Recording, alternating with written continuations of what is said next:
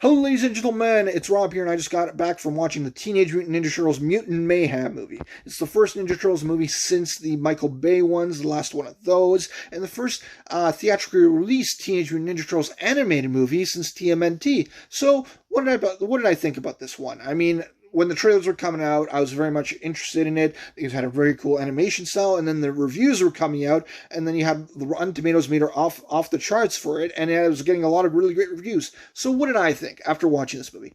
I liked it. I wouldn't say I loved it. This movie is definitely highlighted by the Turtles and their interactions and the way they act together and camaraderie together. That's a definite highlight of this one. We've heard Seth Rogen and Evan Goldberg, who are the creative minds behind this movie, talking about how they never thought that, any of these other live action or animated movies, that they really nailed the teenage aspect of the Turtles, and that's what they were setting out to do, and they completely succeeded in that. They did a great job in that part.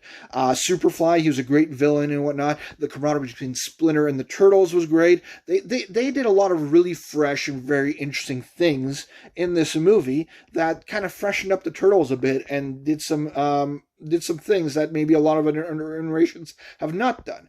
But that's also where some of the problems I have with the movie come in. It's more towards the third act and a couple of things that creative choices that they made that I was kind of like, I'm not too sure about this one, and I wasn't too set on it. And it kind of had a generic story, let's be honest. Not the story for the Turtles, but the plot to the movie was a little generic, and the Superfly was a great villain, let me say, but his overall plan was fairly generic.